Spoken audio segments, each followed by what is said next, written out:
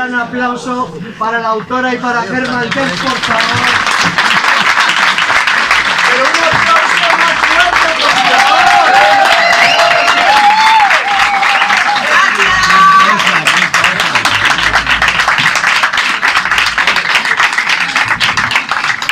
Muchas gracias. Nada, al revés.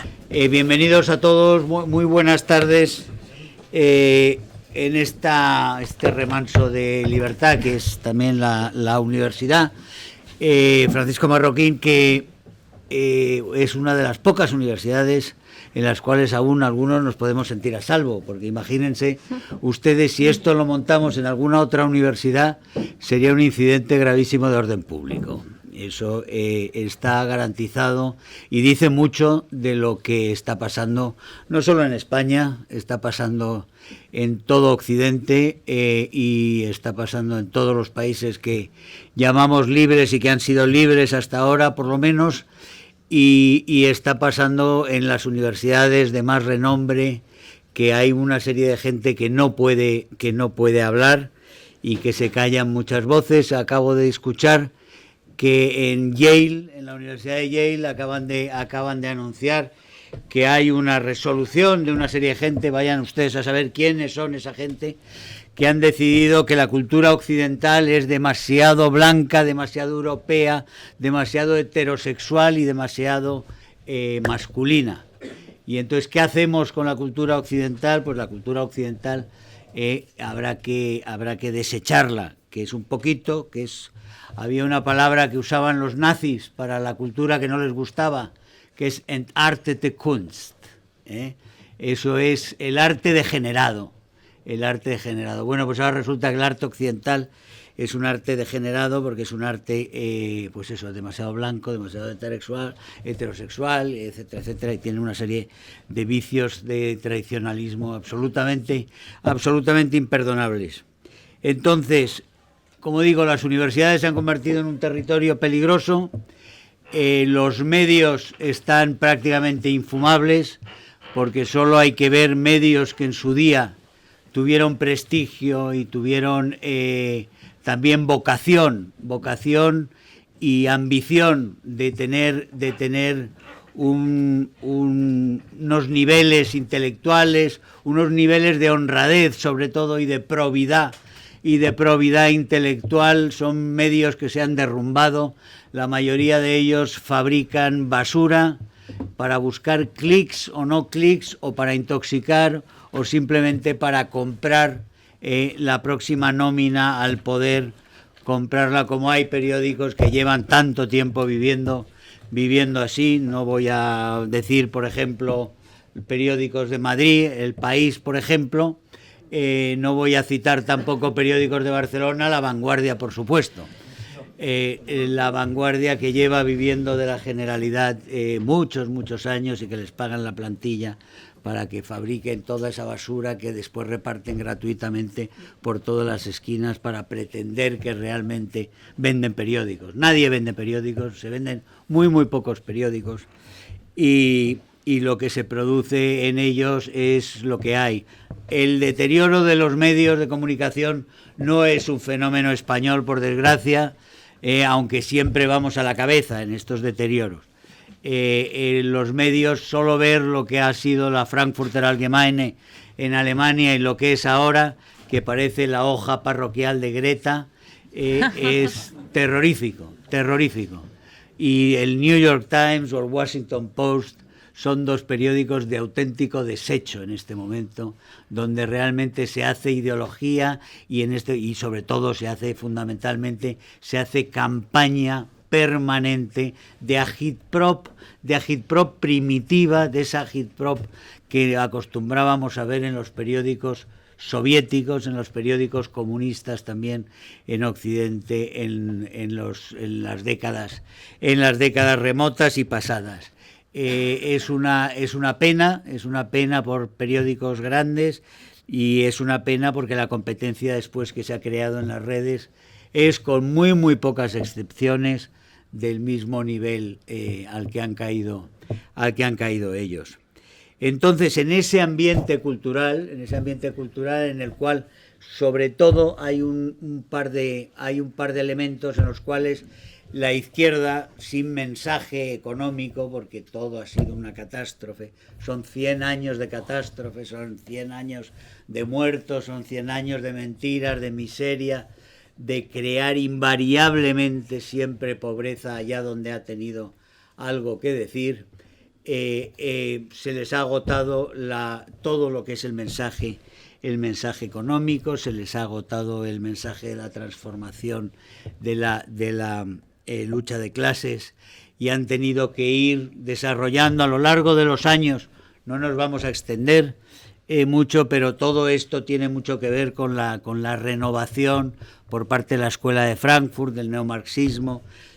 Huyen de los nazis, se van a Estados Unidos, a las universidades en Estados Unidos, vuelven de las universidades de Estados Unidos a Alemania y a Francia, y entonces nos van fabricando esta especie de puré cultural, que es el puré cultural, que va a suplir en el centrismo cultural, va a suplir lo que es el asalto al Palacio de Invierno, que ya era inviable y ya no tenía articulaciones. Y en esa panoplia de mensajes para el asalto social, para el desmantelamiento, digamos, de los recursos de autodefensa de las naciones, de las democracias, hay unos cuantos elementos que son estrella, los elementos estrella.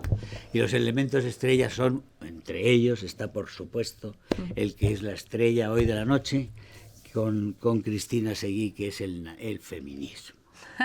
El feminismo se ha ido transformando de ser un movimiento de reivindicación del sufragismo primero, y después desarrollándose para ir buscando, por supuesto, con muchísima justificación, el espacio que pertenece a la mitad de la población. Se ha convertido en una bandera de asalto para muchos otros fines que nada tienen que ver con la mujer, como las organizaciones LGTB no tienen nada que ver con la vida homosexual y la vida sexual homosexual de parte de la población que lo es, ni en los ecologistas de una serie de ONGs que se dedican a ello tiene nada que ver con el ecologismo, sino tiene que ver con los intereses muy concretos, y como nada tiene que ver con salvar a gente en el Mediterráneo, lo que hacen una serie de ONGs que se dedican al tráfico de inmigrantes. En ese sentido son las perversiones generales de una serie de fines, todos ellos muy loables, pero que detrás esconden otro tipo de funciones, que son funciones de agitación, funciones de movilización y funciones de coacción, fundamentalmente, y de vigilancia, para poder utilizar los recursos de la población, es decir, los impuestos, es decir, el erario público, ponerlo al servicio de unos mecanismos que controlen a la población y que la induzcan o la coaccionen a la obediencia a los objetivos de esos grupos que utilizan, que manipulan a estos organismos. Esos son los chiringuitos, lo que llamamos los chiringuitos a lo bestia, que existen en todos estos campos. Existen miles y miles de chiringuitos de todo tipo de nombres, todo tipo de supuestas intenciones, y que devoran. Todos ellos tienen una cosa en común, se llaman ONGs, es decir, no gubernamentales, pero todas viven de los gobiernos locales, de los gobiernos regionales, de los gobiernos nacionales. Todos viven básicamente del erario público, es decir, todos viven de ustedes, que son los contribuyentes involuntarios a todas las aventuras ideológicas que se lanzan hoy en día por el mundo en nombre de la izquierda y para la coacción de la izquierda. Una buena noticia respecto en este panorama que es francamente desolador. Es desolador, entre otras cosas, porque hay un argumento que lo agrava todo, y es que los gobiernos democráticos, que son en realidad todos ellos han ido desde el año 68 prácticamente, han ido entrando de una forma prácticamente general, y solo en última hora tenemos un par de excepciones. Han ido prácticamente todos los gobiernos occidentales entrando por esta senda ideológica de la socialdemocracia. Tenemos una situación en la cual hoy en día la Unión Europea, yo ya acabo de aterrizar de Bruselas, acabo de aterrizar de una sesión, de un plenario que había, un mini pleno que había ayer y hoy en el Parlamento Europeo, donde hemos votado, por ejemplo, una ley sobre la brecha salarial, que está basada básicamente en mentiras. Pero se ha votado con una mayoría de 400 a 200 y pico.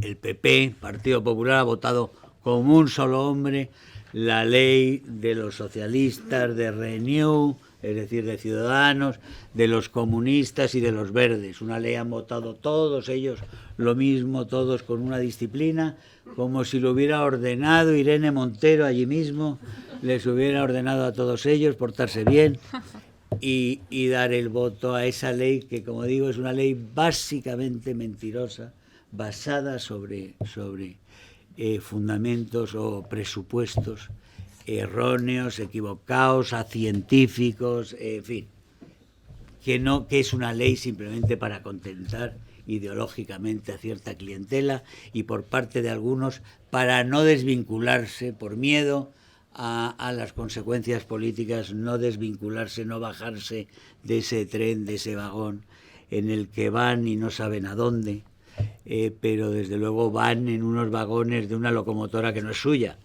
Es una locomotora de la izquierda en la cual van montaditos todos aterrados, con miedo a bajarse de esa locomotora que les lleva en este momento a toda velocidad hacia ninguna parte.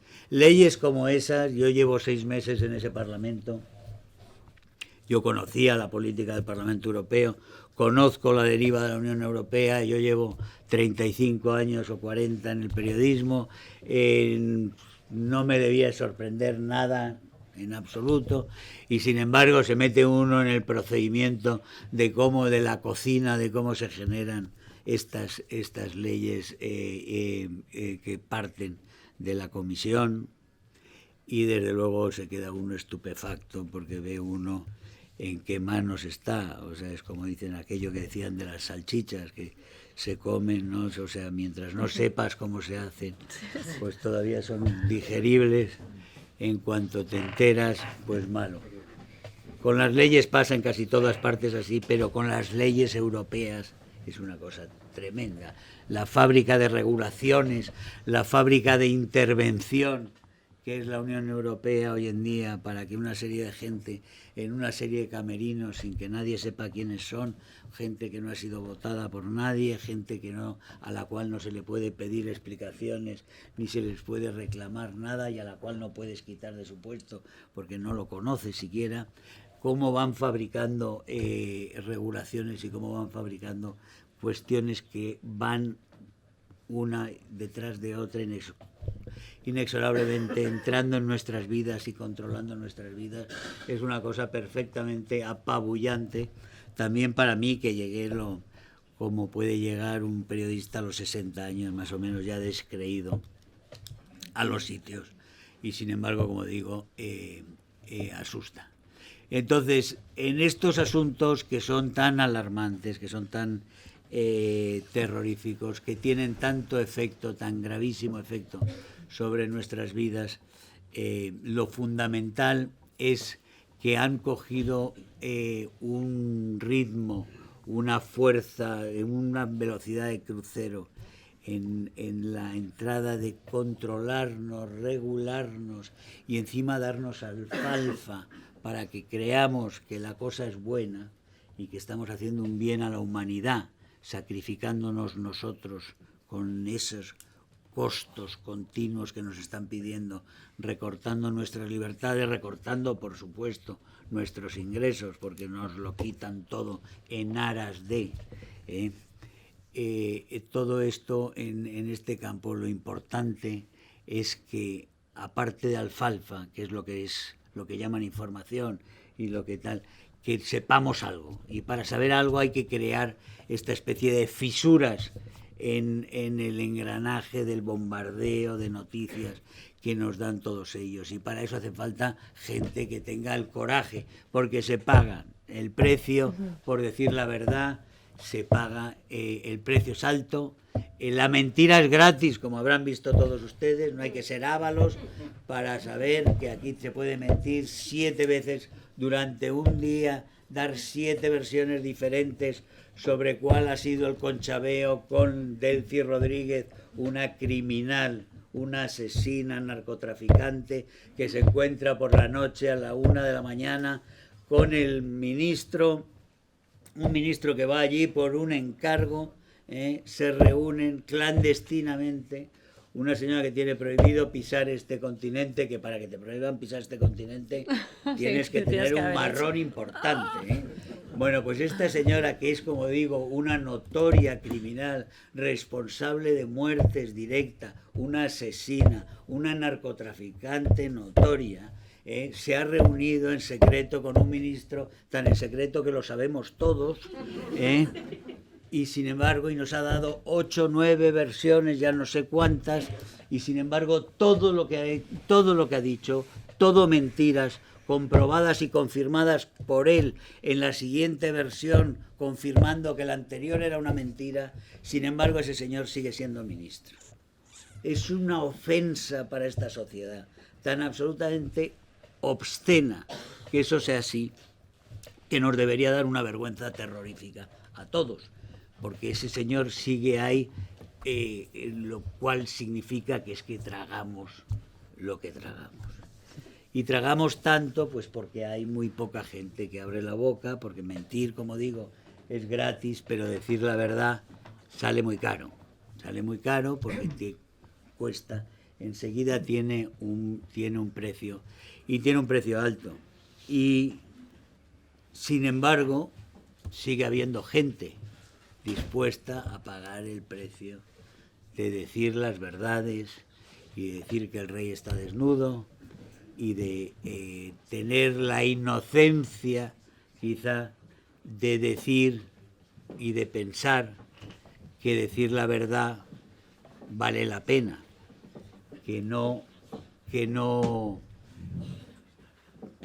decir la verdad vale la pena, y que decir la verdad y asumir ese coste es algo que puede hacer algo por esta sociedad, y que esta sociedad tiene una posibilidad de redimirse, porque esta sociedad, aunque todo el mundo parezca estar dedicado a otra cosa y oye las mentiras de Ábalos y oye los crímenes de Ternera y oye los robos del Ignacio de turno, etcétera, etcétera, y a pesar de eso, que la gente normalmente pide otra de gambas.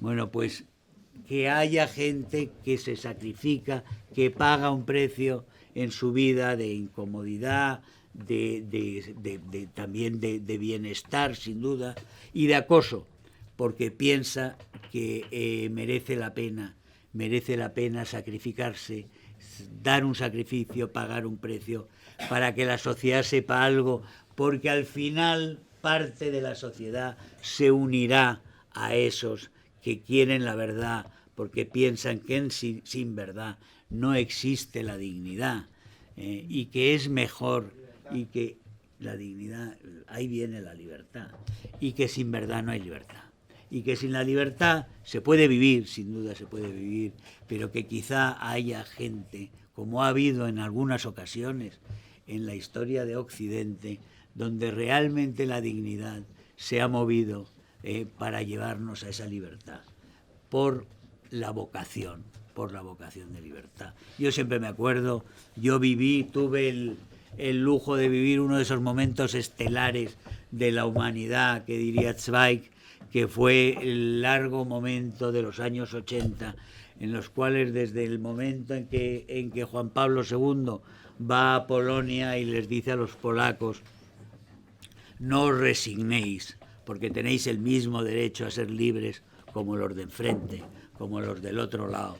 Y los polacos, a pesar de llevar 35 años levantándose y teniendo los muertos que los aplastaban los tanques una y otra vez, una vez en Szczecin, otra vez en Potsdam, otra vez en Gdansk, otra vez en Szczecin, y sin embargo los polacos, con esas palabras de no os resignéis, tenéis el mismo derecho, de repente hubo allí el músculo moral, se tocó, Juan Pablo II tocó allí la fibra para que hubiera una movilización que cambió el mundo, porque cambió a los polacos, porque los polacos, los sindicatos polacos salieron a hacer frente a los comunistas y se acabó la resignación, y ese pulso llevó a todos los demás a seguirles, y todo aquello fue lo que hizo que se hundiera lo que era un fracaso histórico inmenso, pero que era una mentira que se seguía alimentando y que aquí en España alimentábamos como en ningún sitio,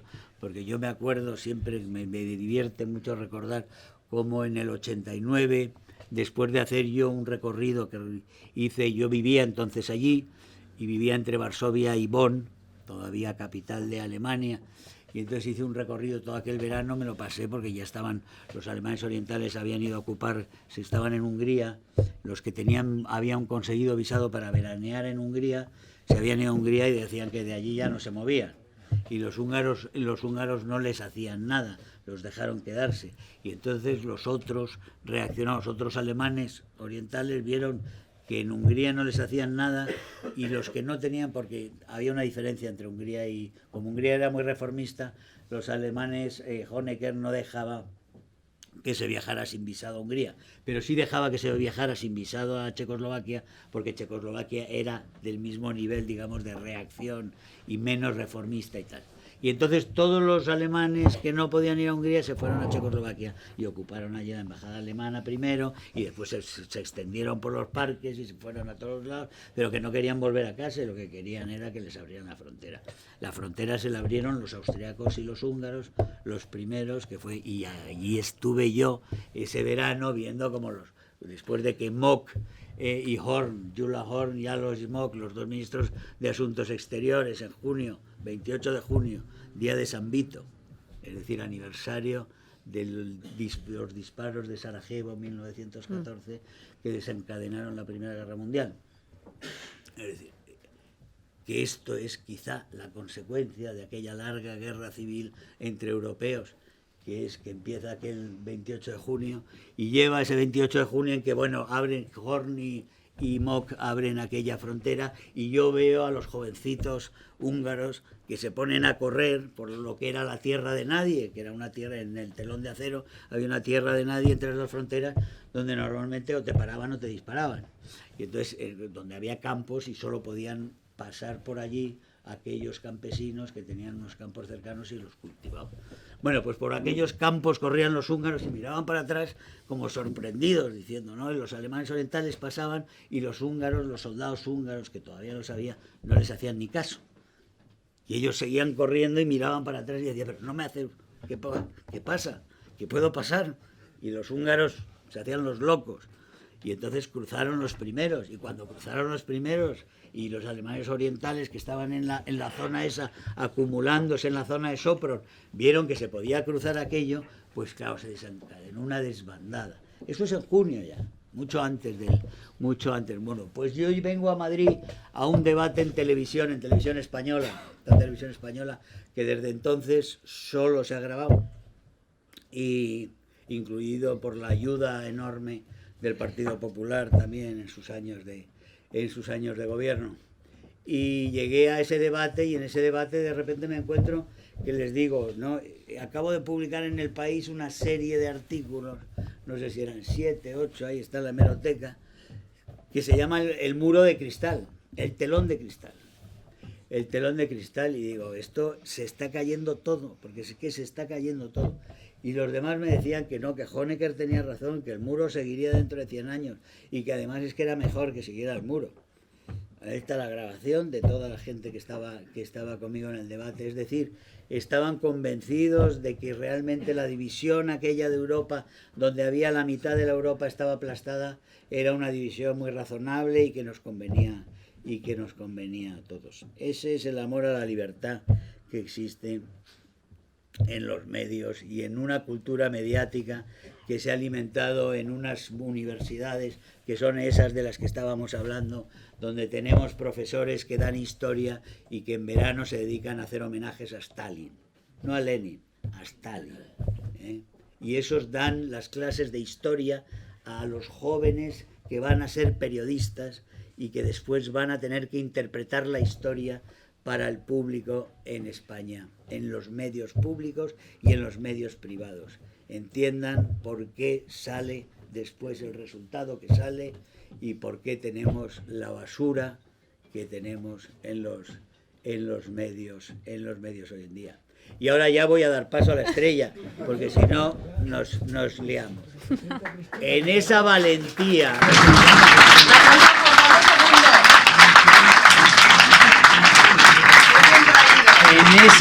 En esa valentía que se desata para cambiar la historia, para romper con la mentira, esa mentira que parece no tener fisuras. Hay gente valiente que entra y rompe y salta, y le dan y le sacuden y le cortan un par de veces la cabeza en diversos sitios, etcétera, etcétera, pero vuelve a levantarse y vuelve a gritar y dice: oye, que eso no es así.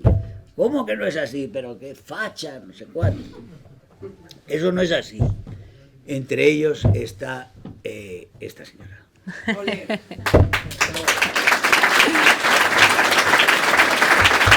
hay un poquito de agua.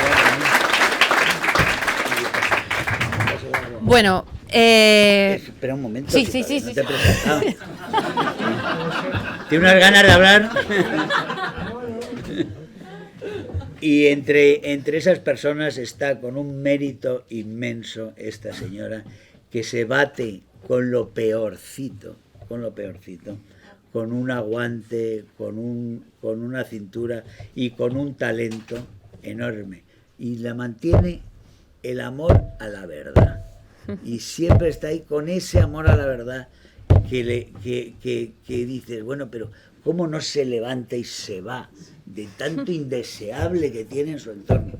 Bueno, pues ahí está, y está paciente, y se pega con quien haga falta por la verdad. Y este libro es tocar las narices con la verdad, porque es un libro que está escrito con mucha gracia, con muchos pasajes, con mucha gracia, pero es un libro muy serio.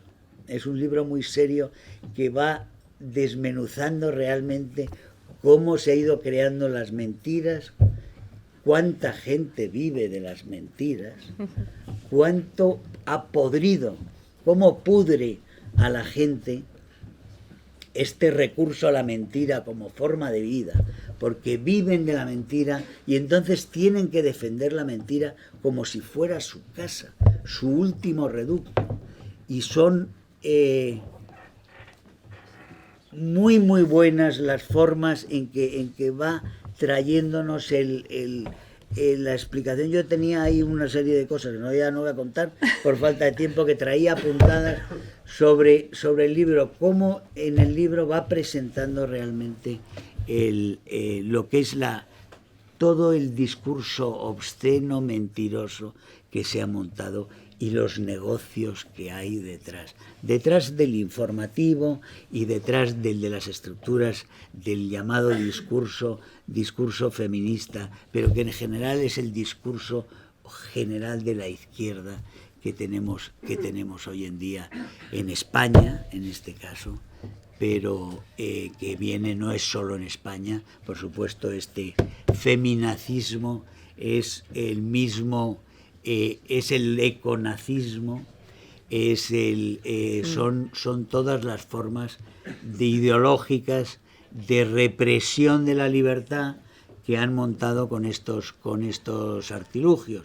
Yo solo voy a decir uno más, que es: yo esta mañana también he intervenido en el Parlamento Europeo para hablar del Green Deal, que es lo grande. Ahora ya todo es Green Deal. El Green Deal es lo que ahora nos va a vender la Unión Europea, pues como Mao Zedong vendía el gran salto adelante. No sé si se acuerdan los mayores. Es decir, aquello iba a ser la pera, y como va a ser la pera, lo merece todo. Y eso son los mecanismos de la izquierda, que hay que romper huevos para conseguir una tortilla estupenda. Lo que pasa es que la tortilla siempre es podrida, la suya, y lo que han roto no son huevos, sino cabezas. Y en ese sentido son todos, es el proyecto de la mentira, como digo, es inmenso. El proyecto de la mentira viene con el ecologismo, en el que en cuanto tienes una crítica al Green Deal, que va a cerrar empresas, que va a hacer de todo, que va a hacer todo tipo de barbaridades, que se va a gastar 260.000 millones de euros de coste adicional anual para el Green Deal, que es la transformación ecológica de toda la industria y de todos los servicios de Europa. Eso quiere decir que en ese programa de esta comisión bajo Ursula von der Leyen, que nos vamos a gastar ese dinero adicional, además el que se lleva gastando la Unión Europea en sus transformaciones, para supuestamente transformar. Lo que vamos a hacer es controlar a todos, lo que vamos a hacer es cerrar empresas, porque las empresas las van a echar del mercado, porque les va a costar una emisión a los que hacen azulejos en España, los va a hundir y Castellón se va a ir al garete, regiones de Castellón van a tener una situación desesperada porque no pueden pagar unas emisiones, porque si las pagan están fuera del mercado, mientras los brasileños, los chinos, los egipcios, los indios están haciendo los mismos azulejos con 200 veces mayores emisiones y los europeos no cambiarían nada. Es toda una cuestión ideológica que va a causar muchísimo dolor, muchísimo paro, muchísimo control y sobre todo muchísimo control y muchísima represión, porque hace falta mucha mentira para mantener esos proyectos. Entonces lo que hace falta es la necesidad de callar la boca a la gente que diga algo. Y el que diga algo malo contra el Green Deal ya se sabe lo que es, negacionista. Estás contra el cambio climático. No estás ni contra el cambio climático ni a favor del cambio climático. El cambio climático lo habrá o no lo habrá, las cosas es qué va a haber, qué se va a hacer. Bueno, el negacionismo, que es una palabra, es una vileza utilizarlo, porque el negacionismo viene de ser utilizado por aquellos que negaban un hecho gravísimo, el hecho más grave quizá en la historia de la humanidad, que es el Holocausto. El término negacionista solo se utilizaba para aquellos que negaban el Holocausto. Pues ahora han logrado toda esta patulea, han logrado utilizar el negacionismo para cualquier cosa, cualquiera que niegue, digamos, los dogmas de la izquierda.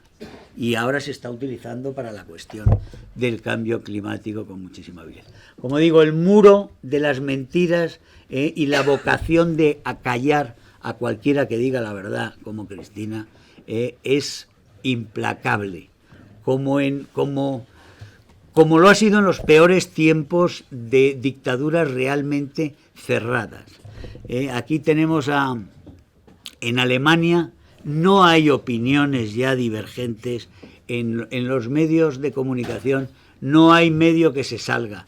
Hay casos dramáticos, como el de Rolf Schifferle, que escribió el libro de Finis Germaniae, que era un profesor absolutamente respetado, honrado, que publicaba, que tenía sus conferencias, que tenía sus cursos.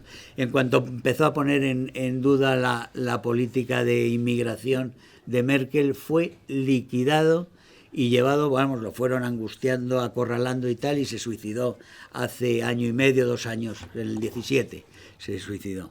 Después tenemos autores que han intentado decir una crítica y que les ha caído encima tal brutalidad de represión, y de represalia, que se han callado y que están mudos en este momento.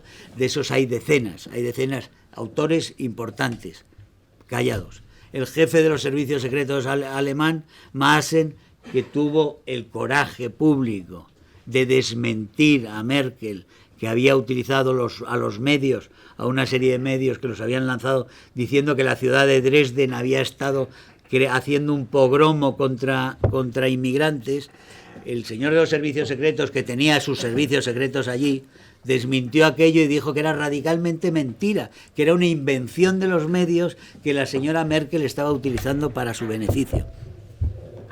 El señor Maaßen fue liquidado de los servicios. ¿Quieres un poco? No, ¿tú qué? Tú primero.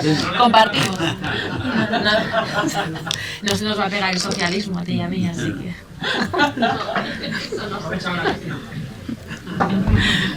Y ahora dejo paso, Cristina.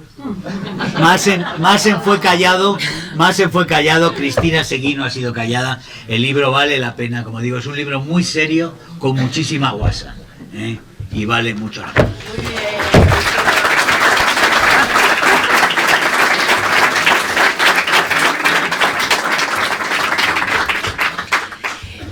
Bueno, pues muy interesante todo, sobre todo cuando has dicho que es un libro lleno de talento y de guasa, porque es verdad. Bueno, me levanto un poco si queréis, total.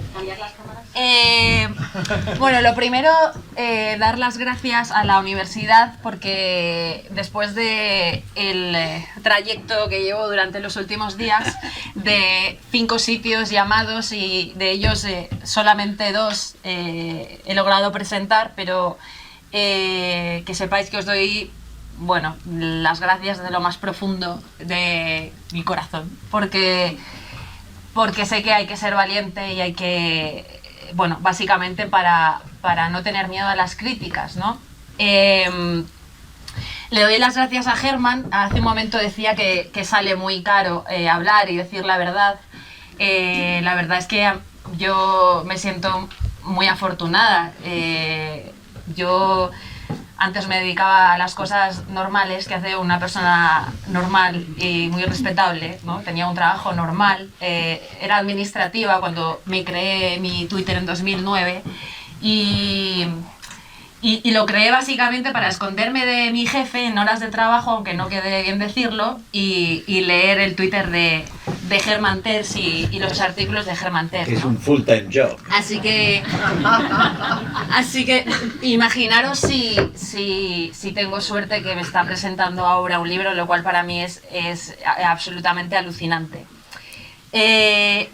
Yo empiezo a escribir este libro a principios de verano, porque hay una persona que piensa que es el momento ideal para escribir un libro sobre estas cosas, sobre lo que ahora se llama feminismo, que no es otra cosa que el fascismo con un traje más o menos atractivo.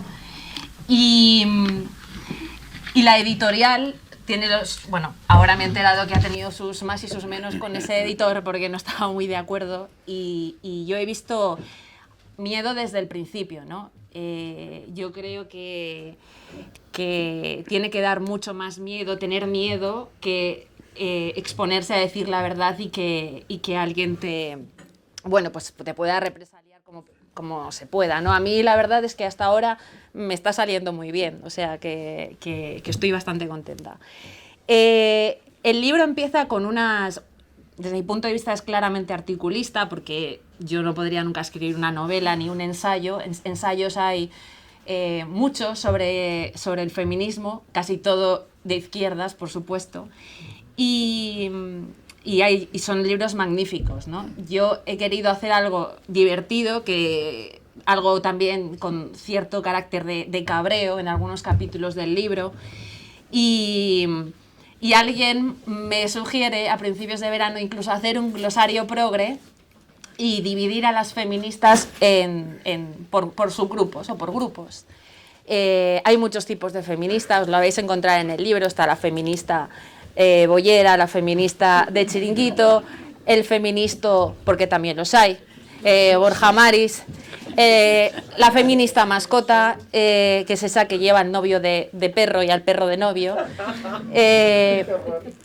y cosas que están apoyadas, cosas graciosas que están apoyadas con realidades que podéis ver todos los días, sobre todo en el ámbito mediático, como acaba de decir Germán. Pero básicamente detrás de todo esto tan gracioso hay algo muy preocupante, que mucha gente está comprando.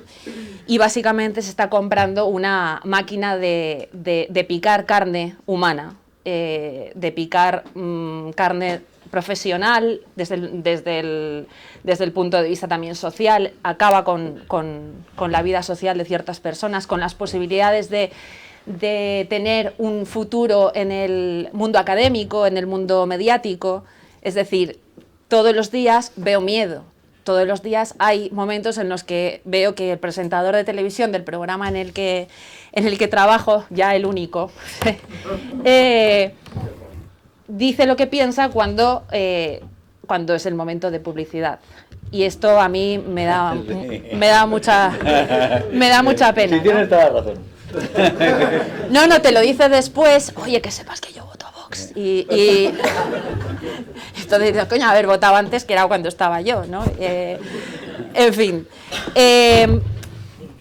Esta máquina de picar carne no solamente se encarga de mascar al hombre y de acabar con su seguridad jurídica, con sus posibilidades de desarrollar su vida de una forma sana junto a una compañera y de dejar de ver a sus hijos durante años por culpa de unas leyes y una ideología que incentiva las denuncias falsas y que incentiva que hayan hijos que dejen de ver a sus padres, ¿no? Lo hace con nosotras y básicamente lo que hace es pues desproveernos de toda singularidad, de todo de lo que nos hace especiales, lo que nos hace distintas a los hombres y a nuestra amiga y a nuestra hermana y a nuestra madre, para bien o para mal, y homogeneizarnos, hacer una especie de papilla que es toda igual, del mismo color, que sabe igual, y que es imposible lograr esa papilla sin perder la dignidad. Y lo que el ser humano no puede hacer jamás, desde mi punto de vista, es perder la dignidad, porque yo, no sé, para mí es lo más preciado, queda un poco cursi, pero es lo más preciado, ¿no? El libro toca las narices, como acaba de decir Germán, porque ya era hora de que tocara las narices a alguien que no fuera mi padre, que el pobre decía, pues no te has dedicado a lo que yo quería que fueras veterinaria, abogada. Yo nunca lo he tenido claro hasta el último momento y al final he acabado escribiendo un libro, lo cual es alucinante, y podéis ver que las mujeres, cualquier mujer, puede hacer lo que quiera en el mundo y en la vida y en todos los ámbitos, ¿no?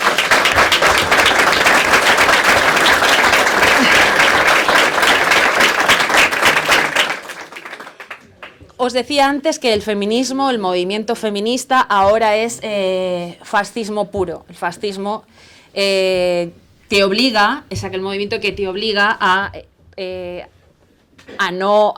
coartar, a autocensurar todas tus ideas, todas tus palabras, todos tus pensamientos y a ser perseguido si no lo acatas. Y lo hemos visto, habéis oído muchas veces lo de la alerta antifascista, que es la alerta del fascista contra la persona libre, y la excusa para ponerlo en bonito es la alerta feminista. Esa alerta feminista que llevó a 2.200 asociaciones distintas a rodear el Parlamento andaluz cuando el Partido Popular, Ciudadanos y Vox ganaron las elecciones democráticamente, creo que fue el 21 de diciembre de 2018, en todo caso fue el 2 de diciembre, bueno, pues no sé de dónde me saca el 28, por lo del Día de los Inocentes, no puede ser. Día de los Inocentes para la izquierda, que perdía la hegemonía socialista en Andalucía por primera vez en los últimos 36 o 37 años. El feminismo logra la cabeza de mujeres en el ámbito profesional. A mí, en los últimos 5 años, me han despedido de 3 trabajos distintos o de 3 medios distintos. Los 3 han sido auspiciados por mujeres. Lo que pasa es que yo era fascista, con lo cual, pues ya sabemos que entonces no hay una agresión contra una mujer, porque cuando uno es fascista es una cucaracha, no dejas de ser humano, con lo cual uno ya puede acabar contigo y tal. Lo que pasa es que yo siempre he pensado que he tenido más suerte que ellas, porque hay gente como vosotros que de vez en cuando me paráis en algunos sitios y me decís, qué valiente, y digo, joder, pues es la leche, ¿no? Porque me lo paso bien y no me he convertido en Adriana Lastra, lo cual también tiene que tener muy contento a mi padre, que ahora mismo no veo, pero que seguro que está de acuerdo conmigo, ¿no? Los medios de comunicación son absolutamente esenciales. Es verdad que tú te sientas en una mesa y te encuentras con ese tipo de feministas que os he comentado antes, con el feministo de barba y culo peludo que te dice, yo soy feminista desde que nací. Y entonces tú dices, es un tío que tiene barba, perdona, tú que te veo que tienes barba. Y le salen pelos de las orejas y entonces dices, pues claro, es irrebatible, porque como os he dicho, tú eres fascista, ¿no? Aunque seas una mujer. La feminista lesbiana, que como no eres lesbiana, pues también eres fascista y eres machista. Y luego está perdonad si hay algún homosexual, porque hablamos de homosexuales que pertenecen al colectivo LGTBI y luego no son homosexuales sino LGTBI, son el producto del laboratorio socialista que se ha generado, y te dicen que ellos son más mujeres que tú, porque Carmen Montón, en su día, la ministra de Sanidad, llegó a prometerles el milagro de la concepción, diciendo en un manual que repartieron en la sanidad valenciana que ya no se podía decir mujeres embarazadas, sino que se tenía que decir personas preñadas. Este tipo de situaciones que os parecen graciosas, son graciosas, pero son reales y son las que recoge el libro también. Recoge un capítulo o un argumento que se me ocurrió una vez, sin ser psicóloga ni nada parecido, cuando una vez haciendo una investigación cortita para un artículo de opinión, en el que me di cuenta que las mujeres con las que yo me siento a veces, Elisa Beni, Cristina Fallarás y algunas presentadoras de televisión, de las cuales alguna también me ha despedido, pues te dicen o alucinan porque no eres feminista y tú dices en los platos que no eres feminista y dicen que Vox es muy machista y que los diputados de Vox son muy machistas y etcétera, etcétera, ¿no?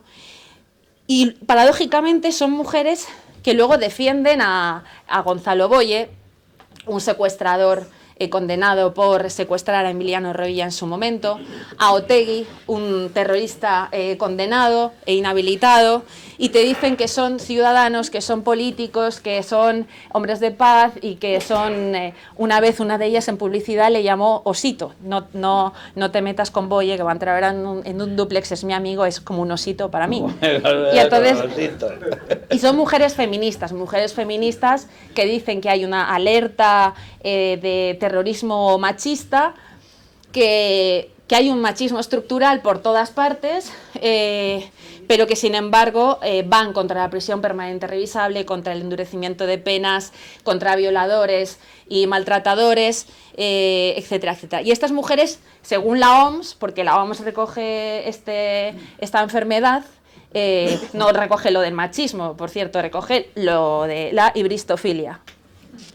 Y la hibristofilia, que es una palabra que nunca se me ha olvidado, es como un verso griego que me enseñó una amiga una vez, es alucinante, nunca se me ha olvidado hibristofilia, lo cual, pues explica que hay mujeres, sobre todo son mujeres, que sienten una inclinación irrefrenable y carnal y sentimental por el criminal, por el malote, por el magrebí de Manadas, por Boye, por Otegi, y por todos los asesinos y maltratadores de mujeres a los cuales hay que reinsertar. Sin embargo, a los votantes de tu partido, pues no hay que recibirlos en la sanidad pública y todo este tipo de cosas. A eso nos exponemos. El feminismo hoy en día es una máquina de picar carne humana, femenina y masculina, y es un método el más eficaz, creo yo, de malversar dinero público sin que nadie pueda abrir la boca, aunque los políticos sepan que se está malversando dinero público. Esos 1.000 millones de euros que reparte Europa a través de todas las asociaciones afines a los partidos políticos de izquierdas, evidentemente el Partido Socialista, Partido Comunista, Izquierda Unida, las CUP, todos estos partidos, bueno, absolutamente despreciables en cuanto a sus ideas y su concepción de la mujer, y estos reparten el dinero a sus asociaciones, que normalmente no suele tener a mujeres científicas, ni médicos, ni nada de esto, suele tener a la típica camarera argentina o a la típica, no sé, a la típica chalada que ha dado clases de guitarra y te dice que ahora es asesora y especialista en temas de género. Luego sí da posibilidades de reconversión y de ganar mucho dinero, pero nunca redunda en el beneficio de las víctimas de verdad. Tenemos el caso paradigmático de los presupuestos de Andalucía recogidos en el BOJA. Estos son datos, aunque los datos sean fachas y homófobos, de que 42,8 millones de euros destinados a acabar con la violencia de género, de ellos solamente 1,3 iban para las mujeres maltratadas. El resto era todo gasto estructural, sueldos, algunos de esos sueldos, por cierto, mucho mejor pagados, o mucho más altos que los del presidente del gobierno, aunque tengamos un presidente del gobierno que no lo merezca precisamente o que no esté muy a la altura. Y bueno, eso por una parte, ¿no? El tema de la brecha salarial. Este asunto es muy interesante porque es una de las mayores falacias y una de los temas más incontestables y que más nerviosos ponen a los analistas, periodistas con su licenciatura, con su diplomatura, en una mesa. ¿Por qué? Porque luego te vas a hablar con un inspector de trabajo para hacer un libro y que no te venga nadie y te diga que no te venga Ana Pastor con Neutral o Maldito Bulo y te diga que tú te has inventado los datos, y te dicen que te demuestran en tablas de verdad que en toda España pueden haber al año 300 o 400 casos de discriminación salarial por razón de sexo. Entiendo que dentro de esa subyugación y esa represión empresarial habrá alguna mujer, yo qué sé, igual, no sé. Es decir, ¿existen los piratas? Sí. Pues ¿existen las piratas? Sí. No sé, yo creo que no hay nada de todo ese dinero que se reparte también para acabar con la brecha salarial que redunde en beneficio de esos pocos trabajadores que hayan sido despedidos por estos motivos. Sin embargo, sí vemos todos los días una discriminación brutal por comunidades autónomas. Es decir, esa discriminación salarial sí que la vemos auspiciada desde la administración pública. Un médico en Murcia puede cobrar pues 5.000, 6.000 euros menos al año que un médico en el País Vasco. Una mujer policía nunca va a cobrar lo mismo que un mozo de escuadra o que una moza de escuadra y viceversa. Hay discriminación salarial entre mujeres y mujeres, mujeres y hombres, hombres y hombres, y siempre viene auspiciada desde la administración pública, porque la discriminación salarial por motivo de sexo en la empresa privada, fuera de la administración pública, está penada por ley, penada. Y esto es así. Aproximadamente la mitad del autónomo de este país, que creo que no son 3 millones, que alguien me corrija si no es así, la mitad son mujeres. Ese malvado empresariado también viene compuesto por mujeres, entonces. Pero la izquierda no concibe que la mujer pueda ser empresario, lo cual es absolutamente alucinante y da una idea de lo machista, de la carcunda machista que es la izquierda. Y es por eso que llega y te traen el tema de la cuota, porque son conscientes de que las que ellos tienen cerca nunca sobrevivirían sin la cuota. Tenemos muchísimos casos, tenemos el caso de Irene Montero, la mujer del vicepresidente del gobierno, que trabajó en los supermercados Saturn, y que esa es su experiencia laboral después de medrar durante unos años en la administración pública a base de decir chorradas y a base de auspiciar sus políticas totalitarias, ¿no? Ese es el mérito. Esas mujeres que te dicen que hay que imponer la cuota, ya no en el Congreso y en las listas cremallera de los partidos, sino que las empresas que corren absolutamente con los riesgos laborales, todos los riesgos laborales y todos los riesgos que corre un empresario o una empresaria, tienen que meter el 50% de hombres y mujeres, aunque la mujer no quiera ni de coña ser picador de trabajar con el martillo hidráulico en la obra. Bueno, pues yo nunca he visto una paridad. Ahí siempre es el tío el que está picando el asfalto, ¿no? Tampoco hay reivindicaciones feministas en esto. Lo digo porque una vez saliendo del médico, un día en verano el pasado, me vino la idea, digo, ostras, estos tíos en julio están absolutamente machacados y aquí no hay feministas, ¿no? Ni feministas. Estas mujeres dicen que tienen que haber cuota, pero cuando les dices que están por la cuota, te meten una demanda. Lo cual también es otra gran paradoja. Hay un capítulo muy interesante que yo escribo junto a Tania Evans, que es una psicóloga que hay aquí, que tampoco veo ahora, pero que es una tía estupenda y una tía que también me ha ayudado mucho a argumentar apropiadamente esta idea que yo en principio creía que era locada, pero muy divertida, de la hibristofilia y los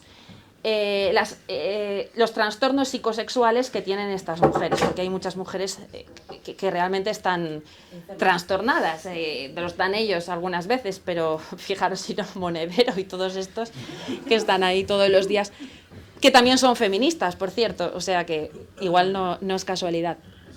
Entonces ella lo trata también de una forma muy divertida y muy amena en un libro fantástico, acaba de venir para que recordároslo, y que, bueno, pues básicamente que le da mucha consistencia al libro. De ahí también hablamos de un programa que durante estos días, a consecuencia del PIN parental, ha salido a la luz, que es aquel programa de Escolae en Navarra, en el que enfermos, que sí que son enfermos, quieren obligar a los padres a que sus hijos de 6 años tengan que aprender a masturbarse en talleres llevados por auténticos psicópatas. Los habrán heterosexuales y homosexuales, pero son psicópatas, en todo caso. Y yo como madre pues no lo permitiría nunca, así que bueno. Ahí se habla también de ese programa y del interés y de la agenda socialista en cargarse a la familia. A la familia, ya no os hablo de la familia de hombre, mujer, niño, perro. Os hablo de que pueda existir cualquier relación sana de amor, de afecto y de dependencia o de apoyo en el uno en el otro, en lo más íntimo, en el contrato más íntimo que pueda haber, que es en el seno de tu propia casa. El modelo de familia ahora, en un ejercicio obsceno y explícitamente anunciado de ingeniería social, es el de acabar con la heterosexualidad, de criminalizar al heterosexual, de incardinar la criminalidad en el heterosexual, mujer y hombre, como en el hombre que naturalmente es machista, y de hacer que la mujer se sienta fracasada y culpabilizada por el hecho de querer ser madre, ¿no? Este tipo de barbaridades son las que se están auspiciando. Y luego, para terminar, porque me gustaría que preguntara si queréis, si no se ha agotado mucho, es el asunto de cómo se utiliza este movimiento para acabar con la mujer o eliminar a la mujer divergente no socialista. Esto lo hemos visto en agresiones documentadas en las manifestaciones de cada año del 8 de marzo, en las que mujeres, por el hecho de ser guardias civiles, por el hecho de ser policías, por el hecho de ser funcionarias de prisiones, recibieron la prohibición de la principal coordinadora, de la principal organizadora, y la reciben cada año, de sumarse a esta manifestación por colaborar con el sistema capitalista, racista, patriarcal, colonizador y del gretinismo antiecologista, ¿no? Esto, de esta forma acaban con la vida profesional y la vida social también de las mujeres. Hace poco oí como una guardia civil decía que tenía que acatar en sus discursos, incluir siempre las políticas y las referencias a las políticas de género de forma positiva, porque si no era imposible que pudiera ascender o pudiera conseguir sus aspiraciones profesionales. Y esto les pasa a muchas mujeres y nos pasa a muchas mujeres. Yo siempre voy a estar dispuesta a perder X euros por no llegar a eso, ¿no? Y políticas de ciudadanos que han sido agredidas, insultadas, zarandeadas en esas manifestaciones. Hubo una de ellas, ahora mismo no recuerdo el nombre, pero también recoge el caso el libro, que dijo, porque en su momento había sido verdaderamente maltratada por su marido, que nunca había sentido tanto miedo como la vez que su marido la golpeó por primera vez. Volvió a sentir ese miedo en estas manifestaciones. A mí me han escupido mujeres, me han dicho que me querían matar mujeres feministas, con lo cual, bueno, pues esto da una idea. Las mujeres feministas, o en el nombre del feminismo, y ya acabo, son esas mujeres o ese movimiento que ha hecho que en toda Zaragoza yo no pudiera encontrar un solo hotel en toda Zaragoza, ni pequeño, no lo pedía de 5 estrellas, lo prometo, que quisiera albergar la presentación de mi libro que tan exitosamente salió gracias a la colaboración de mi amigo valiente, patriota y estupendo, que es don Diego Miranda, y Miguel Ángel Franco, que hace un momento estaba aquí, y sigue aquí, me voy a mirar porque no le gusta acaparar miradas, es tímido. Y el apoyo de toda mi familia, de mi marido, de mi hijo, que es la única persona con la que yo tengo el auténtico compromiso vital de mi vida, como tienen que tenerlo todas las mujeres y todos los hombres que se precien de serlo. Así que yo ya acabo y lo que me gustaría es que, porque hay confianza, muchos nos conocemos, pues que hicierais las preguntas que quisierais.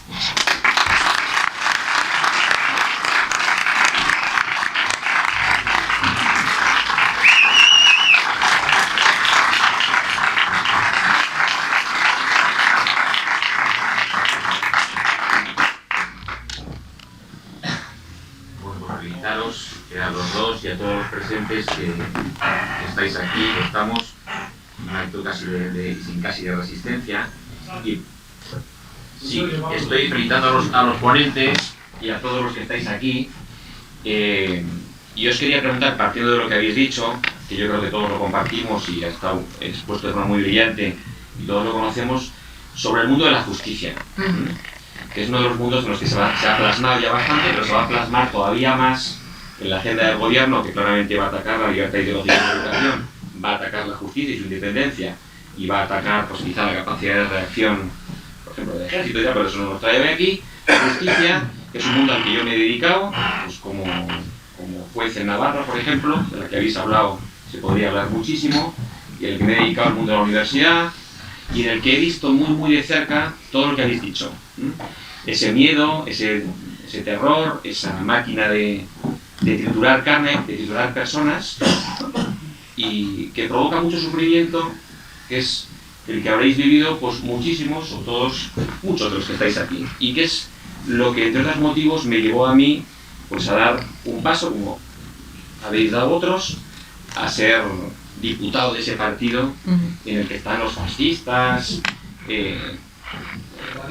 los fascistas, a los que llaman fascistas, los que son claramente violentos, los que son claramente machistas, los que son el prototipo del fascista y utilizan todos y cada uno de los elementos y características del fascista, actuar en grupo, insultando, coaccionando, amenazando, etc. Pero entonces lo que os quería preguntar es la hoja de ruta del gobierno actual, que conocemos, que en parte es marxismo cultural, que se ha descrito muy bien, y en parte es pues solemnizar lo obvio por la estupidez, pero que va a suponer un ataque mucho más grave de lo que parece al propio Estado de Derecho, a la propia nación también, que está muy relacionado, pero al Estado de Derecho, a las garantías, a los derechos fundamentales. Ya lo ha supuesto, y muchos lo sabéis, pero ahora con la regulación que nos anuncia Irene Montero del sí es sí, que es una obviedad, o sea que dos personas no tienen una relación sexual si las dos no quieren, es de tal obviedad, pero lo que se quiere con eso, al fin y al cabo, es aniquilar, perseguir al juez, por ejemplo, que se tome mínimamente en serio las alegaciones de un proceso y la prueba de ese proceso. Cosa que yo he visto muy de cerca con compañeros que conozco muy bien, sí.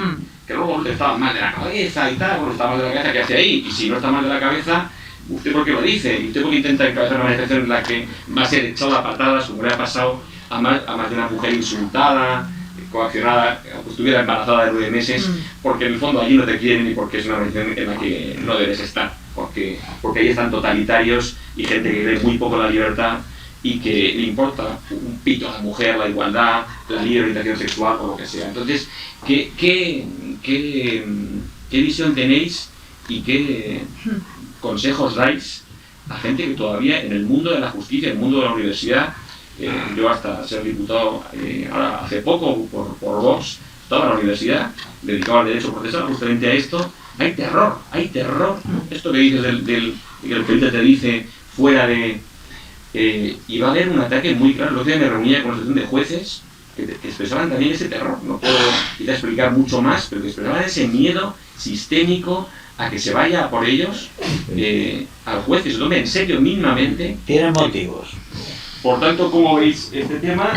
Por lo demás, mucho ánimo a todos, porque en el fondo este es uno de los temas que ha congregado a mucha gente también, es decir, que el que se ha plasmado más claramente el divorcio absoluto que había entre la realidad, lo obvio, el sentido común, los hechos, los datos, que son muy fascistas. En el Parlamento, el gracioso oficial de Podemos el otro día se marchaba del Parlamento mientras yo intervenía porque no aguantan un debate de 1 minuto sobre hechos, sobre estadísticas, sobre preguntas concretas, aguantan el mantra, se basan en el mantra. Entonces, ¿qué creéis que se puede hacer en el mundo de la justicia respecto de lo que ya ha sido muy injusto y que se ha sufrido por mucha gente, y que es lo que ha llevado quizá a que mucha gente, aunque no comparta gran parte de los principios de ese partido, que es Vox, lo vote, porque partido que hable mínimamente claro de este tema, que es un tema muy grave y muy nazi, lo van a apoyar, porque ha filtrado mucha carne. ¿Vas tú? Bueno, yo quiero decir que no, simplemente que creo que tienen muchos motivos los jueces para estar preocupados porque van a por ellos. Y la operación para aterrorizarlos, que decir, en este país ya viene de largo, que hay una serie, tenemos una serie de anomalías muy graves en la justicia, los hemos tenido siempre, sobre todo en la justicia, ya en ciertos niveles donde se deben favores a la clase política, y a partir de ahí es tremendo. Pero ahora mismo lo que se ha anunciado, yo creo que la gente no ha valorado bien lo que fue el primer anuncio 3 días antes de la investidura, un artículo de Ignacio Escolar como comisario político de toda esta pomada, sobre el lawfare, que eso quiere decir la guerra a través de la ley, a través de la justicia. Entonces ese concepto que introducen es vamos a hacer una política progresista, pero nos quieren sabotear los jueces. ¿Por qué nos quieren sabotear los jueces? Porque hay una serie de leyes que son incómodas para nuestra política progresista. Es decir, vamos a hacer una política en contra de las leyes. O sea, porque nos vamos a saltar las leyes y las leyes nos importan 3 pepinos. Entonces, como queremos hacer una política contra la cual hay una serie de leyes, entre otras, sobre todo, la Constitución, la ley, por eso, como hay una serie de leyes que nos impiden hacer nuestra política progresista, que son, ante todo, las que la Constitución y todos sus artículos, pues nosotros queremos advertir a los jueces que no nos vengan a tocar las narices con la Constitución, porque nosotros les podemos tocar las narices a los jueces, porque los consideramos, como vengan así, los vamos a considerar nuestros enemigos. Entonces los jueces que se palpen la ropa, la toga, que se palpen la toga, porque si no se manchan con nosotros, van a estar enfrente, y nosotros podemos hacer la vida imposible a los jueces. Y ese es el mensaje que soltó Escolar 3 días antes de la investidura, y que es exactamente el mensaje de poner en la fiscalía a la señora la señora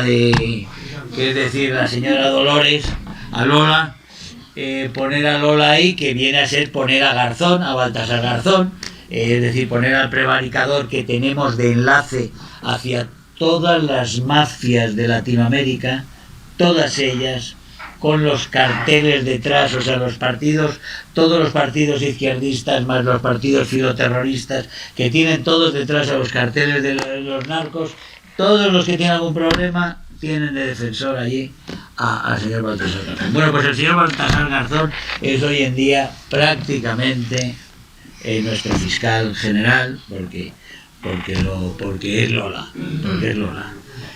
Ha sido nuestro ministro de Justicia en gran parte en estos meses, pero vamos, sin el poder que ahora van a desarrollar entre todos ellos para hacer lo que quieren. Y lo que quieren es destruir la nación, quieren destruir la familia también. Eso es un proyecto ideológico a más largo plazo, pero quiere decir, la destrucción de la nación es una cosa inmediata. ¿Qué se lo puede impedir? Las leyes. ¿Quién defiende las leyes? Los jueces. Pues tengan los jueces claro que nosotros tenemos cosas para asustar a los jueces, y los vamos a asustar. El miedo es el factor fundamental en todo esto.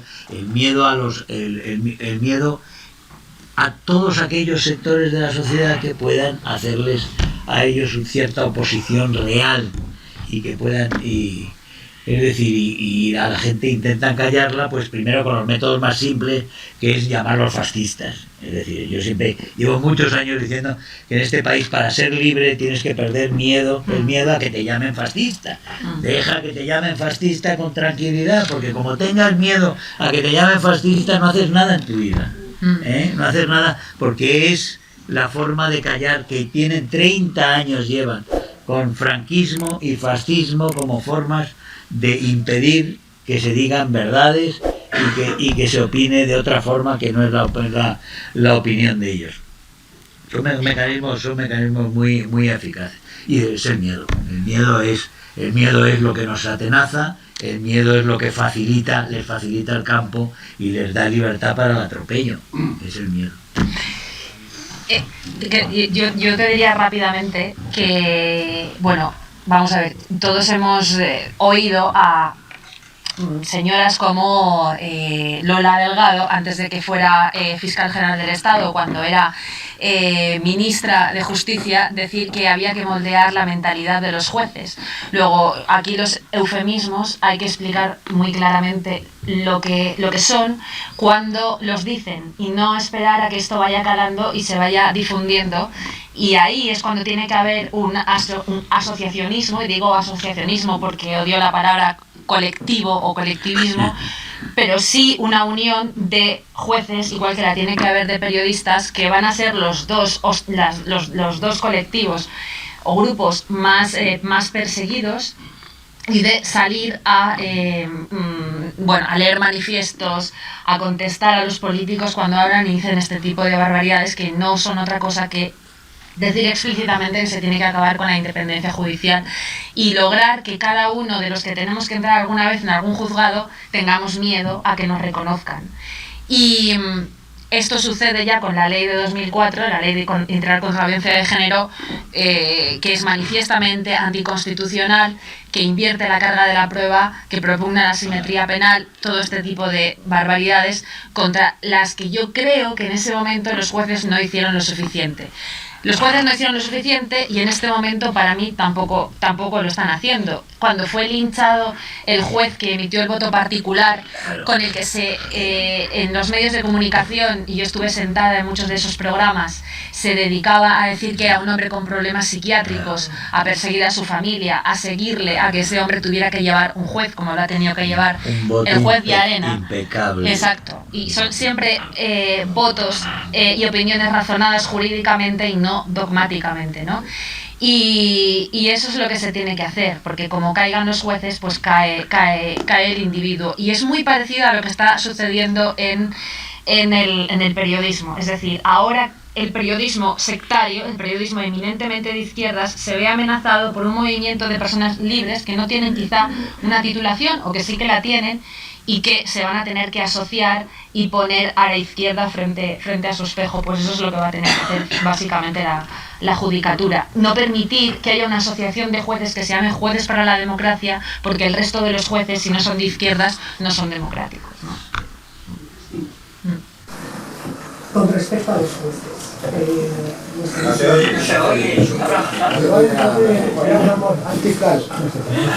con respecto de los jueces, quería hacer una puntualización. Hace 3 años, llevamos en tratos con la Comisión Europea, nuestra asociación. Hace 3 años tuvimos una reunión allí,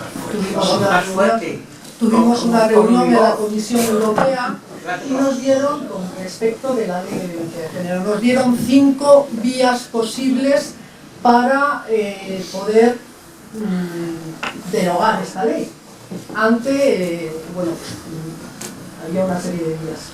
Una de ellas era, que nos pareció la más rápida, era que algún juez español presentara una cuestión de judicialidad. Y dijimos, pues venga, vamos a prestar al juez, que es lo más rápido. Había otras que son más complejas, que estamos trabajando en ellas, pero la más rápida era esa. Pues no sé, a lo mejor he tratado con 50 o con 60 jueces. No se atreve ninguno. Como lo del hotel de Zaragoza. Esos hoteles de Zaragoza. Y es simplemente presentar una cuestión de prejudicialidad ante la Comisión Europea, es decir, ante el Tribunal de Justicia Europeo. Que no se moja en nada, que no, pero claro, tiene que ser un juez de violencia de género y ya va a quedar marcado. ¿Quieren miedo? ¿No quieren? Sí. No quieren. Total. Jueces que están de nuestro lado, que tienen clarísimo que está muy mal, pero tienen mucho miedo. Creo que ahí, es que había un señor que llevaba levantando la mano un rato, el de la camisa blanca. Sí. Primero, gracias Cristina, gracias Germán, gracias Pablo, gracias a todos los que estamos aquí, Antonio, David, Uma, porque al final esto es resistencia. Dices defenderte de las feminazis, dice Germán que hay un sentimiento de miedo. Estáis hablando de cómo se hace judicialmente, que verdaderamente hay mucha oposición en cuanto a la comunicación y el periodismo. Ya se están en Twitter, ¿y qué? Están en Twitter a tortas. Entonces, ¿dónde están los frentes? En lo dialéctico, en lo intelectual, en lo artístico, en lo económico, porque aquí hay un escuadrón, pero somos legión y será muy lamentable como al final los españoles tengamos que terminar a tortas. Yo no lo quiero, yo no seré el primero que alce mi mano, pero si recibo uno, según como me quede, quizás tampoco en la otra mejilla. Antes intentaré hablar, pero es que está muy complicado. Entonces, ¿cuáles son los frentes? Germán, Cristina. Yo creo que Twitter sí que es un frente brutal. Hoy en día es un frente brutal. Y tanto es así que estamos viendo cómo Neutral y Maldito Bulo han sido contratados por Facebook para decidir cuál es la verdad, cuál es la moral, para acabar y tumbar páginas enteras de Facebook, para cerrar durante un mes y durante el tiempo que sea necesario. A mí me ha ocurrido mi perfil de Twitter, y eso solo es porque la verdad o el canal no es en absoluto insignificante, ¿no? Hoy en día todos los medios de comunicación trabajan sobre cómo ha hablado el político a través de Twitter, y ya no se necesita la televisión ni se necesitan los digitales para hablar de las cosas. Es decir, en sí mismo un perfil de Twitter puede ser un periódico digital en sí mismo. Yo soy producto de Twitter totalmente, desde el principio hasta hoy, y eso es un frente de organización brutal. Yo creo que sí que vamos a ver ahora es una organización a nivel cívico, a nivel social, sin parangón. Yo sí que lo creo, pero bueno. Cristina, perdón. Sí. Ay, Es que, Es apuntar solo una cosa, gracias Manuel, de los frentes y todo. Yo creo que es lo que ha hecho la izquierda, la lucha está en la calle, hay que ir a la calle. Cuando ha habido manifestaciones o algo, no hay nadie. Yo creo que habría que unirse todos, ir, yo que sé, como fue con el de las bicis en Madrid, todos los jueves a las 8 en Cibeles. Al principio a lo mejor seremos 4, a la siguiente 40. Igual que el colectivo LGTBI, la primera que hicieron hace 20 o 30 años, no sé cuándo eran 4, y ahora hay pues toda la cabalgata. Es una semana. Hasta el Congreso. Pero hay que... El problema está en una cosa. Vamos a hacer una cosa, hacemos un barrido por este lado, porque creo que sí, vamos a hacer así y así. Muchas gracias por estar aquí. Una pregunta. Según la ley del 2007 de identidad personal y las leyes autonómicas de las leyes LGTB, hay mujeres con pene. La pregunta es, ¿qué opináis en que tú puedas ir al registro civil y los hombres puedan cambiar el sexo en el registro civil simplemente acudiendo, o puedan volver a cambiar a la semana siguiente? Es decir, el que tú puedas cambiar tu sexo en el registro civil simplemente con acudir. ¿Qué os parece? Bueno, yo de entrada solo tengo un pensamiento, y es que siempre me encuentro en la izquierda, que dice que todo tiene que ser tan diverso, todo tiene que ser tan plural, que para ser hombre o mujer de primer orden hay que ser mujer con pene o hombre con vagina. Es decir, ya no hablan de homosexuales, hablan de LGTBI, ya no hablan de mujer, hablan de feminista. Y yo creo que eso es una...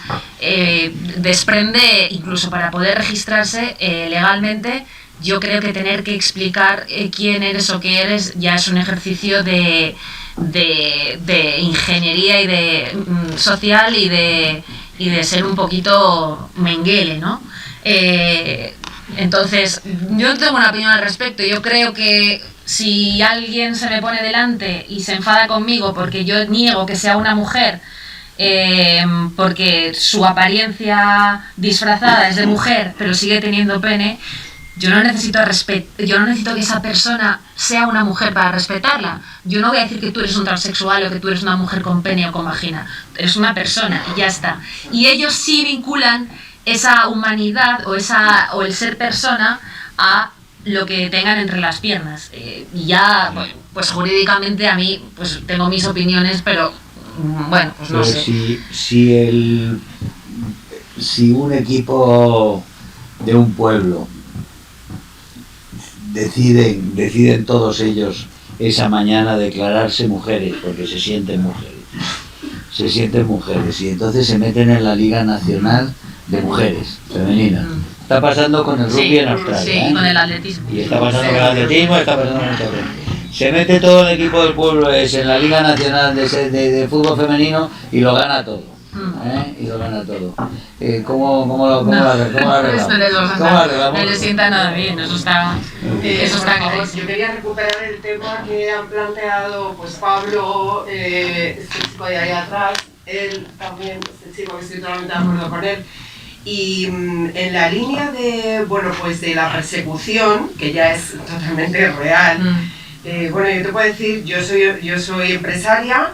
En una mesa de box, pues nada, me agredieron, me lesionaron una mano, me reventaron el móvil, pero no solamente eso, sino que me llamaron asesina, o sea, unas cosas surrealistas, asesina, fascista, machista. Yo no me levanto porque tengo una voz potente. Y entonces en esta línea de persecución y de personas perseguidas, que están los jueces, que están los periodistas que disienten, ¿no? de toda esta infamia, ¿no? Porque no tiene nombre ya. O sea, yo que soy madre estoy preocupadísima por mi hijo. Yo soy madre de varón, como tú. Yo soy madre de un varón de 19 años y bueno, estoy viendo el cambio, ¿no? generacional y lo que se está produciendo. O sea, verdaderamente estos ataques los estamos recibiendo muy fuertes ahora. O sea, te quiero decir que este movimiento en realidad es un bebé. Yo creo que es un bebé, ¿no? Comparado con la historia, ¿no? Con la dimensión histórica que pueda tener, creo que estamos empezando. Entonces, igual que creo que los jueces se deben asociar y levantar la voz con mucha valentía, y tenéis que buscar, creo yo, entre los jueces, tenéis que buscar los que se pongan de pie y obligarles a que se posicionen, ¿no? Pero claro, con un apoyo. No, hay que ser realistas. Hay que ser realistas. Perdona, Germán, déjame terminar la exposición y ahora os doy muchísimas gracias por estar aquí, porque me parece muy importante esta reunión. Igual que los jueces, igual que los periodistas, creo que las mujeres somos un foco.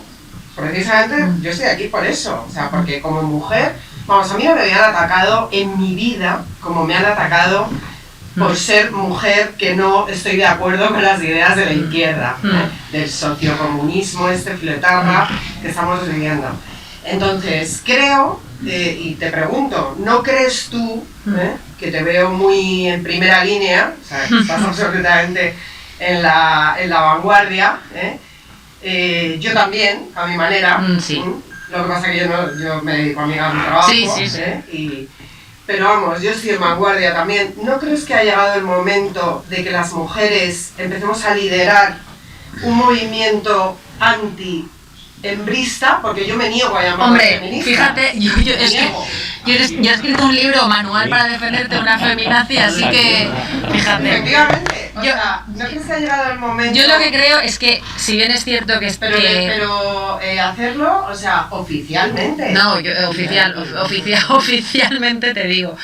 Yo creo que la labor principal es de los padres de crear una coraza y un sustrato crítico y de valentía y de cultura en nuestros hijos, hombres y mujeres, para que sepan a qué se van a enfrentar, porque el propio colegio de tu hijo no va a tener más remedio que decirle lo contrario a lo que tú les estás diciendo. Entonces yo creo que la primera labor es esa. Luego es cierto que sí que muchas de nosotros nos pueden perseguir, pero yo creo que nos dan mucho más de lo que nos quita. Yo creo que tú tienes la oportunidad de estar vinculada a un partido político donde ves realizadas tus ideas, tus valores más profundos. Yo de llevar a término los míos y de poder presentar un libro, y yo creo que este movimiento no es un bebé. O sea, este movimiento está muy formado. Yo creo que todo está muy impregnado, si bien es cierto que es marginal, está en las instituciones, está en el mundo académico y está en el mundo mediático, pero yo creo que está aquí y que está en un momento de máxima ridiculez, de máxima paranoia, de máxima inconsistencia en todos los sentidos.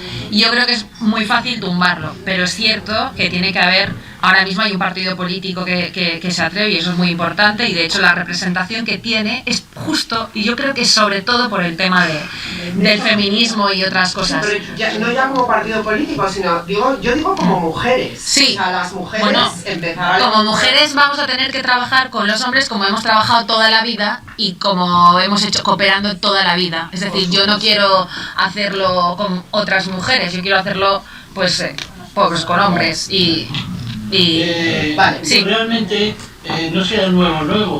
Aquí hay una mujer que abrió brecha en esto, fue María Sanauja, que en el ejercicio 2004 o 2005, no recuerdo bien, ya dijo que denunció que la mayoría de denuncias de mujeres eran falsas, sobre todo en procesos de separación matrimonial.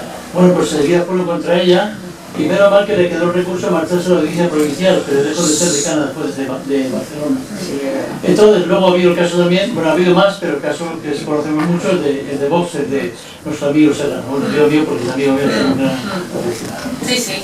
Entonces, a veces hay una cosa que ha venido, más o menos ha venido a desbrozar, sería poder recuperar, o sea, ir recaudando, visitando jueces por España, empezando por Madrid, y diciendo, mire usted, si usted se presenta un manifiesto, lo firman, y como no seamos 100 jueces, por lo menos, como no sean ustedes 100 o 200, según un número, se guardan secreto. Esto es completamente secreto su firma, para que solamente esa persona se vea respaldada por un monto grande de jueces, porque si no es imposible.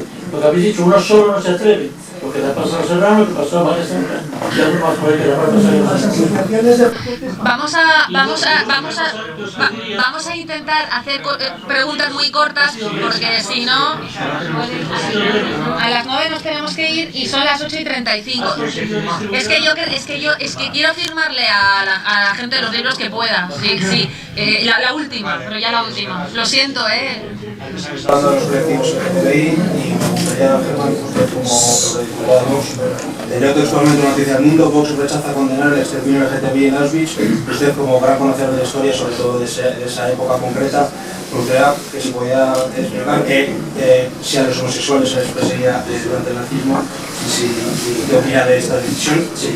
Es que no me creo eso. No, es que no, eso se tergiversa. Sí, pero...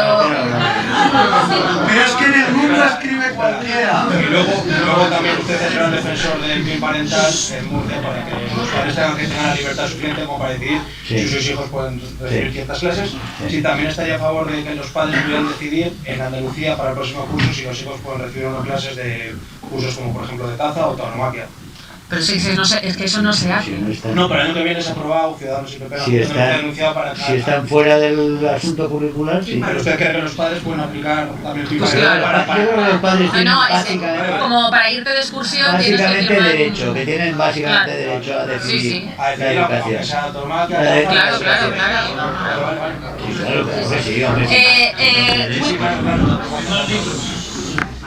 Rápido.